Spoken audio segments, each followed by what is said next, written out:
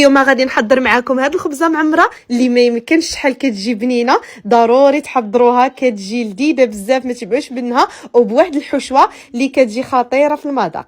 غادي ناخذ واحد الاناء، غادي نوضع فيه الدقيق، 3 المعالق ديال الزيت، وغادي نزيد معلقه كبيره ديال خميره الخبز، الملحه والسكر، ومعلقه كبيره ديال الحليب بودره، وكنجمع بالماء دافي، كنعجنها مزيان وكنخليها كترتاح. في هذا الاثناء غادي ناخذ مقيله ندير فيها الزيت، بصله مشلضه، الملحه، كنشحرها شويه فوق النار، وكنزيد لها قطع ديال الدجاج، وغادي نشحرهم واحد شويه مع الابزار، شويه ديال التحميره، شويه ديال السكينجبير والخرقوم، وشويه ديال الهريسه.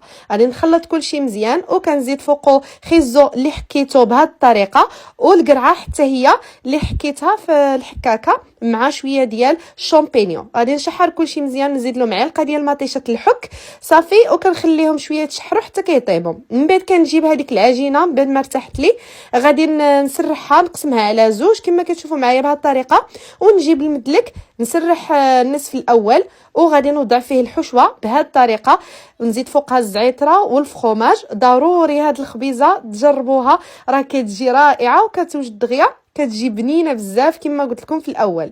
غادي نقطع النصف الثاني بهذا الشكل، كما كتشوفوا معايا الفيديو راه كيبين الطريقه صافي. وكنحاول نقرص الجنيبات بهذه الطريقه حتى كنساليهم كاملين، وكنجيب واحد الفرشيطه كنتقبها باش ما تنفخش معايا صافي، وكندهنها بصفار البيض مع شويه ديال الحليب، وكندير شويه ديال البافو، شويه ديال الشوفان، كندخلها طيب على 180 درجه، وكنقدمها. راه كتجي رائعه وبنينه بالصحه والراحه. وما تنساوش لايك لا فيديو.